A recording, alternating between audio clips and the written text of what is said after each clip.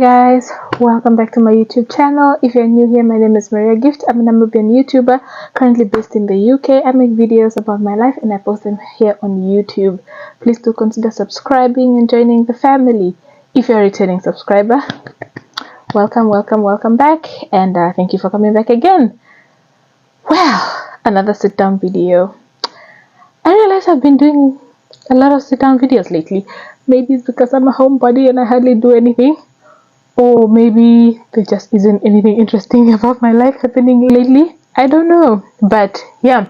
Anyways, so this sit down video is prompted by two comments, two DMs.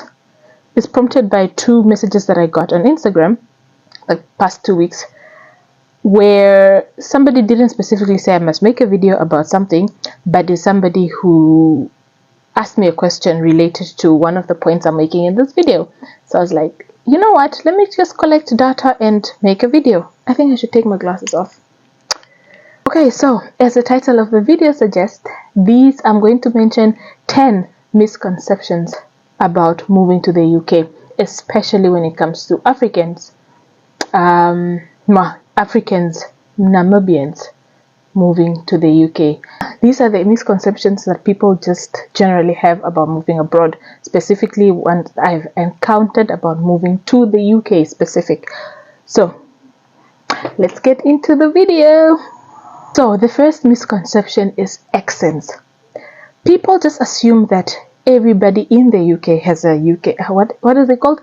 Everybody in the UK or everybody in Britain has a British accent. Well, that's a lie.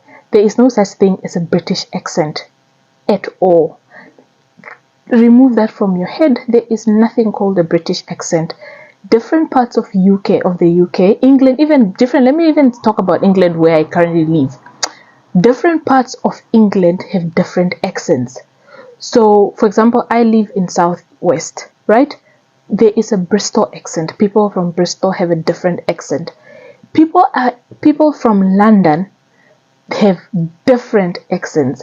So you can't say there's something called a British accent. People from Wales have a different accent. People that are Irish, different accent. Scottish, different accent. People from Liverpool, different accents. Every single part of the UK, every single part of Britain, every single part of England has a different accent. So don't come here and think that everybody speaks the same. You can be talking to 10 different people and they're all speaking using different accents. Hope that makes sense. It's like saying there's a Sadek accent, if that makes sense. There's no such thing as a Sadek accent, because even in Namibia alone, there are different accents. Caprivians speak differently. Kavango, Bamboo speak differently. Even if they are both speaking English, they will speak using different accents. So that's the first misconception. The second misconception is about African product. This one goes both ways. There are people who think that they will not find African products anywhere in the UK, so they come with like bags packed of African stuff and African foods. Now this one I feel like is different depending on where you're coming from. If you're coming from, let me just go out and say it. If you're coming from Nigeria, guys, there are literally Nigerian shops everywhere in the UK, everywhere in England. Almost every town or every city has an African store. But what they mean by African store, honestly, I feel like they just mean West African store. Or if it's not, you'll find products from Zim. Southern Africa, you'll find products from Zim. You'll find products from Nigeria and above the equator. But guys, African products from Namibia specifically, you'll not find, there are no Namibian shops. You'll find South African shops in the UK, but they also don't have a lot of stuff. So this is what I mean by it goes both ways, depending on where you're from. If it's specific things, like there's no way, if you're from Namibia, there's no way you'll find Oshikandela in the UK. You get what I mean? There's no way you'll find Top Score in the UK. Let me not say in the UK, maybe in where I live. There's no Top Score anywhere. There's no Sikandela. There's no Namilk anywhere. You get what I mean? But you will find shops that will sell like Savannah Dry, South African shops. You find 3 or 4 in a city. For example, in Bristol, I think there are 2 or 3. But then again, they will not have all the products that you need. But if you are from above the equator, West African to be specific, chances of you finding your products are very high. The price of the products, though, is a different story. Of course, they're going to be more expensive than how you get them back home because importations and stuff. But they are not as uncommon as other African products. Like, for example, I've been looking for something specific which is mayonnaise. This type of mayonnaise, I've been looking for it all over the UK. None of the South African shops sell it. So it's hard. But other products you can find. The next misconception that people have with regards to the UK is the cost of living. Guys, living in the UK is not cheap. Living in the UK is not cheap. The misconception people have is that they want to convert. You want to convert the amount of money you are making in the UK with the amount of money you are making back home. It's not the same because the cost of living is relative to that. So, for example, if a person makes £2,000 a month, right? If you convert £2,000 a month, that's like 40,000 Namibian dollars, right? You are saying that this person makes 40,000 Namibian dollars. But then again, this person would probably be paying £900 for rent. And if you convert £900 to Namibian dollars, it will be about 18,000? About 18,000. So there's no way somebody can rent for 19,000 in Namibia. This is now just average living, middle class living. So it's not lavish, it's not kleine coupe, it's just ordinary two-bedroom apartment. You find a person paying £900, and if you convert it, it's like somebody living in Khomasdal or somebody living in let's say Khomasdal or Window West, and they're paying 18,000. You get, I'm trying to convert, but it's not making sense. It's not making sense because the cost of living is different. People just assume, oh my God, you are making 3,000 Namibian, 3,000 pounds. 3,000 pounds is like 65 Namibian dollars a month. But it's relative to the cost of living, because you'll find like a 600 ml of Coca-Cola in the UK is like £1.80. That's like almost 40 Namibian dollars, 30 something Namibian dollars. There's no way.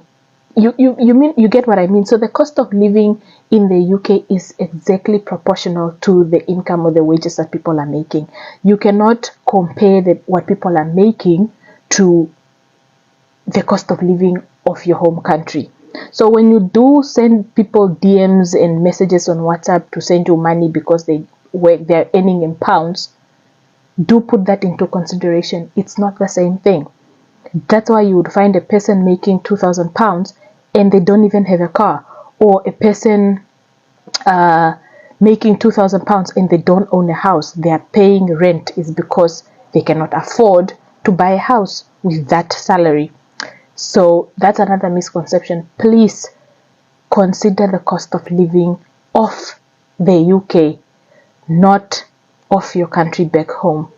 All right, I hope that's making sense. So now the next point I feel is like the biggest misconception that people have. This one, I've seen it so many times. I've seen it on Instagram, TikTok, so many places on social media, on Twitter, is the idea that everybody who comes to the UK comes to be either a student or a carer.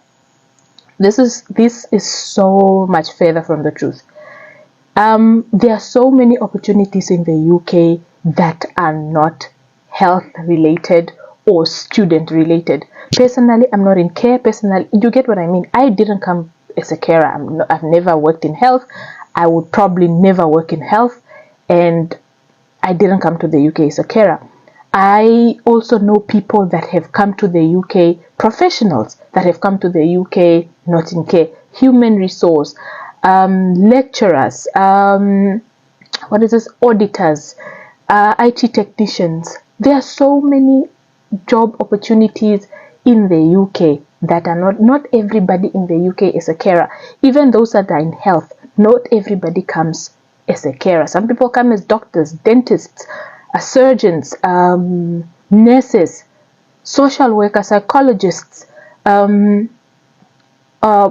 many job opportunities that are not related to care, because there are videos going on out online that people in the UK are making money from cleaning poo from old people. Not that there's anything wrong with it, but don't just assume that's what everybody in the UK is doing.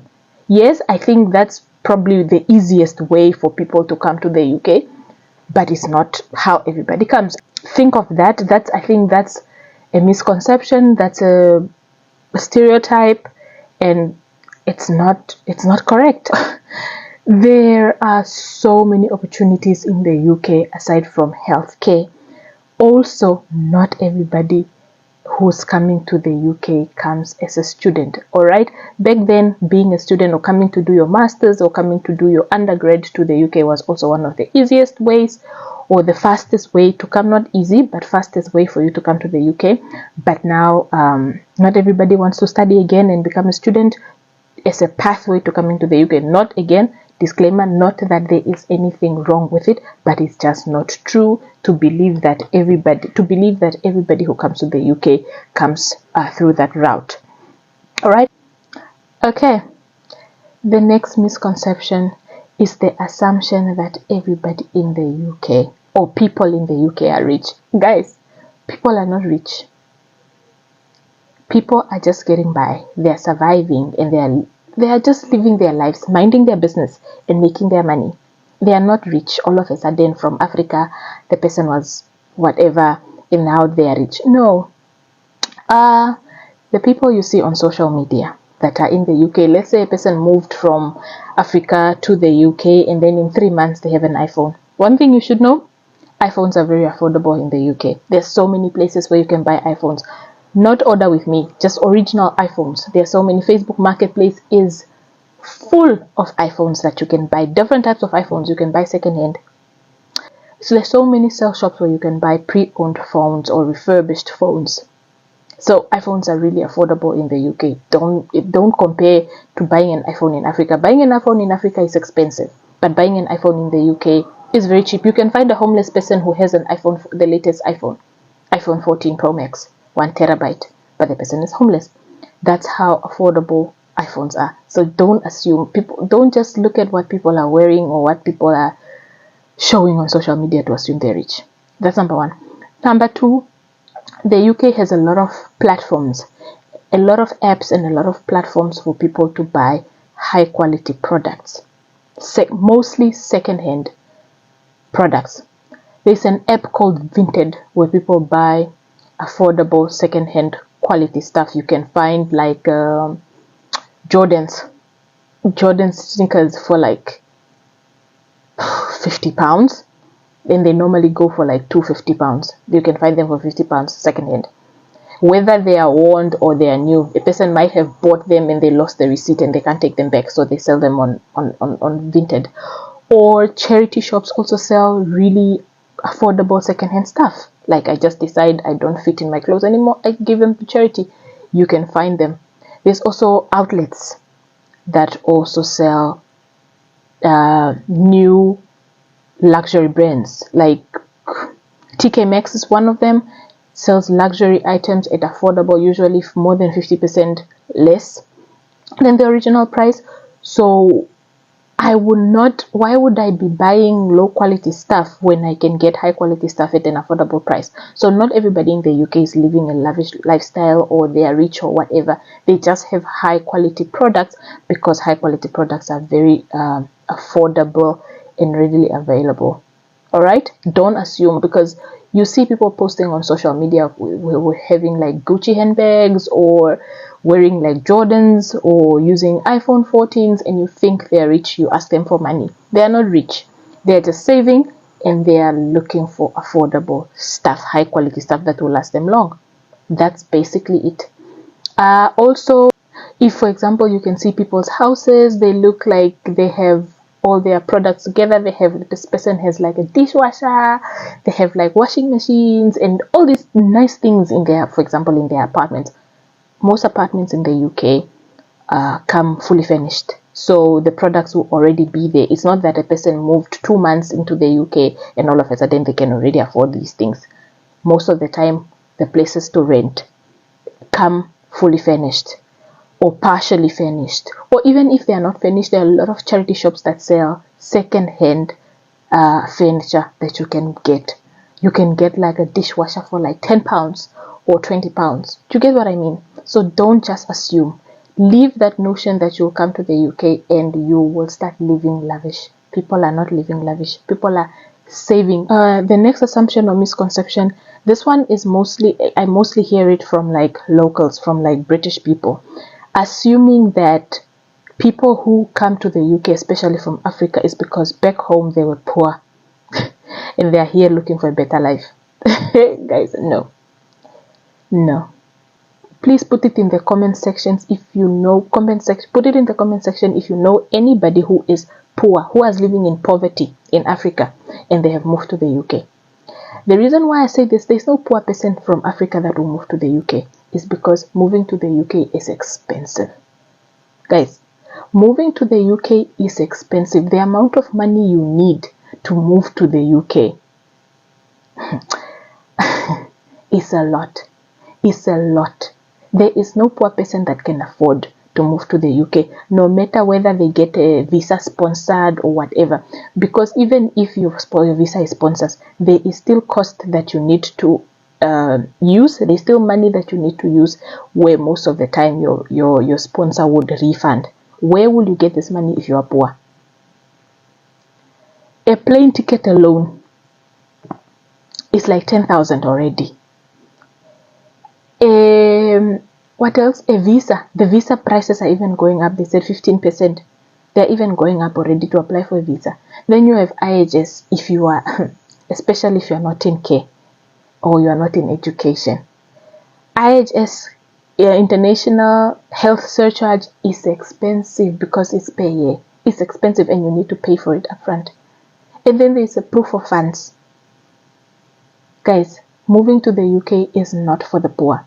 Poor people cannot, poor Africans, poor people in Africa cannot afford to come to the UK. So do not assume that people who come to the UK from Africa were living in poverty or they were living in streets and they're looking for a better life. No. People that are moving to the UK are usually people that feel like their countries are not acknowledging their hard work, their human capital. So if the opportunities that they need are not available in their countries, that's when they opt to move abroad. Or sometimes they want their children to have a better education, where usually our countries' education systems are not as good as our education system, and our health system sometimes are not as good as we want them to be. So we move looking for better, right? Public services and better opportunities. Not that we are poor, it's just that we need to be accorded opportunities that we deserve, right? So you would find that, for example, a doctor would want to move from Africa to the UK because they feel like the amount of money doctors are getting paid in the UK is better than the amount of money doctors are being paid in Namibia. So they are moving from Namibia to the UK, not because they were poor, but it's because opportunities are there. There is growth. Yes, that's the word I'm looking for. Our countries, our African countries, there is no growth. I personally have been a teacher for what? Almost 9 years, almost 10 years. With all my qualifications that I have just been a teacher. There are just no opportunities for the line of work that I wanted to do in my country. That's why I decided to look for something better in the UK. I'm hoping it is better for growth, right? So that's a misconception. Not everybody, nobody who moved to the UK is poor. Please take that out of your mind. We are not poor. We were not living in the streets. We're not living in poverty. That's how we afforded to be here. All right. And the next misconception, this one is pretty straightforward. The next misconception that people have is that people that are in the UK are suffering from mental health. This one is a misconception, but it also has some truth in it. It's very easy to suffer from mental health because it's widely recognized in the UK. It's very easy to go into depression. It's very easy to go into all this mental health, anxiety, all these things in the UK because, number one, you are alone, right? Not that you are lonely, but you are alone, far away from everything and everyone that you know. Your family is not here. You don't have that sense of community, especially you don't have that sense of community. So it's very easy for you to fall into that hole of depression and mental health illnesses. A lot of people, it's not that in Africa there's no mental health issues, but it's very easy to mask the mental health issues when you are surrounded by community, when you're surrounded by family. But when you are alone, it's easy to diagnose, it's easy to recognize that you're going into depression. It's easy to recognize that you have anxiety. It's easy to recognize that you're getting stressed. But when you are in a sense of a community or in a tight nucleus network, it's difficult. So the misconception is that people think that everybody is suffering from mental health. But the truth is, everybody is suffering from mental health everywhere. It's just that when you are abroad and you are away from what you know, what is familiar, it's easy to recognize. It's not that there is mental health in the UK. So a person might have been suffering from mental health when they were back in Africa, but then when they came to the UK, it was exposed further because here you are confronted by your demons because you are by yourself. And there is no shield. There is no, that boundary that is protecting you. That, I don't know if I'm explaining it correctly, but people are recognizing mental health here, or you are recognizing their mental health challenges here because you are not covered by a lot of layers that are masking what you are going through. I hope this makes sense. I don't know, but I hope it makes sense. But leave the idea that I will not go abroad because people suffer from mental health, or not go abroad because people get depressed when they're there. No, you can get depressed everywhere. It's just that here is more evident because you don't have a shield. But then again, the good thing is if you recognize it, early signs, and then you can get help for it because it is not frowned upon. It is not a taboo here to have mental health challenges because mental health is the same as physical health. All right? Okay, the next misconception that people have is this thing that in the UK it's difficult to make friends. Okay, this one I would say that it's true and a little bit not true. It's true and not true a little bit. What do I mean? It is difficult to make friends in the UK because you need to be intentional about making friends in the UK. Africa is different because all you need to do is you can literally make friends anywhere. You can make friends with people at work. Your social circle is quite open, and you get what I mean. But in the UK, the most people that you're going to meet is either people that you live with, or people that you work with, or people that you go to school with. But those people are not your friends. In Africa, those are your friends because they start inviting you to weddings, birthday parties, and you are friends. You start being friends because the minute you invite me to your house, I eat food from your house, I will consider you a friend. But in the UK, your colleagues are not your friends. Your classmates are not your friends. So your housemates are not even your friends. So you need to be very intentional about making friends. That's why the good thing is there are so many apps. There are so many apps that you can use to make friends. Platonic friends. Grow your girlfriend circle in the UK. This is what I mean by you need to be intentional, because for you to sign up on a friendship app, you need to be intentional about meeting friends. That's number one, making friends on friendship apps. The second one is joining socials. Joining socials of like-minded people. If you are you're an introvert, there's an app called Meetup. There's an app called Meetup that I personally use. It has people upload like socials around my area, and I see which socials are aligned with my personality, and I attend those events so I can meet like-minded people. If you're an introvert, they will do events for introverts. People suffer from social anxiety, they make up events targeted for that market. So you can go to events that cater to your personality and your friendship needs or your social needs, and then you can make friends. This is what I mean by being intentional. So this idea that it's so hard to make friends in the UK, you will be sad and you will be lonely, you will not have any friends. It is wrong, but it also has some truth in it, because it's difficult if you make it difficult.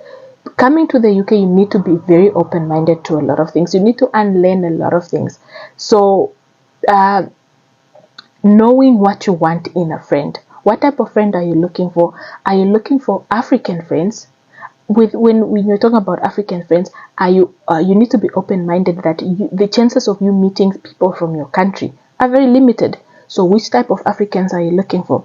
Are you looking for married friends if you're married? Are you looking for single friends if you're single? Are you looking for local friends if you are local? Things like that. You need to be intentional, and you need to know what you're looking for. Are you looking for friends to what are you looking for? Board games, or like board games, friends that like, for example, going out, or friends that like inviting each other or hosting house parties and stuff like that. What sort of friends? Fitness friends, what sort of friends are you looking for? So not everybody in the UK is antisocial and sad and alone. No, people that are like that are people that are not open to broadening their circle and meeting people for intentional friendship or intentional social or networking. All right. The last misconception that about living abroad or moving to the UK, my housemate actually gave it to me, is the idea that all single people move to the UK to find white men and get married. Guys, it's not true. Most people who come to the UK, most of the time, would come with their partners from back home. That's number one. Those ones that did not come with their partners from back home would usually find people from back home. Like if the girl is South African or the guy is South African, chances of them finding other South Africans who are in the UK to settle down with are very high. Or finding other Africans. But then again, if the person has a preference of dating from a different race, again, you cannot use that glove to enclose everybody, because not everybody's intention are like that. Also, where you meet people, there are dating websites or dating platforms where people meet, and you would have your preferences on what you want. So if your intention, again, it brings me to my previous point, intentionality. If your intention is to find Asian men or Asian women, or African women, African men, white European men, whatever your type of partner it is you're looking for, that is on you. That is a personal preference.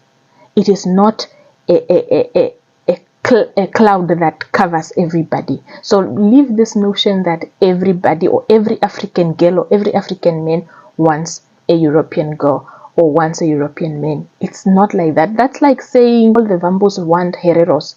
No, but there are people whose types are Hereros, and it's a misconception. It's a stereotype. It's not factual. It's about personal preferences. And again, intentionality. Where do you find people? So you need to be intentional. It's preference. The whole purpose of this video is, guys, to just not use the same rake to include everybody. There are different stroke for different folks. So just because this is what you like, it's not what the other person likes. Okay, so those are the misconceptions or stereotypes or misinformation or assumptions that people make about moving abroad from Africa, especially moving to the UK. That's the one that I have experience of, and that is the one that I asked people that I know that moved to the UK and what they have heard from either their countries or their social circles.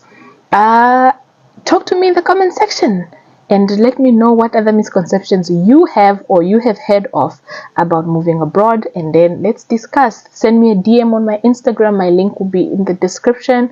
Let's engage, let's interact, Let me know. If you like this video, please give it a thumbs up, share the video with your friends. Let's grow this channel.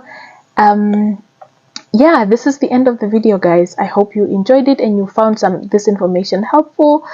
If you do let me know in the comment section. I'm always there, willing to come to respond. And I see you guys. I think in my next video I'm gonna give a shout out to my girl, who is always one of the first ones to engage and comment and like my videos. With that said, I hope you enjoyed it. I'm repeating that again. I hope you enjoyed this video. I will see you guys in my next video. Bye.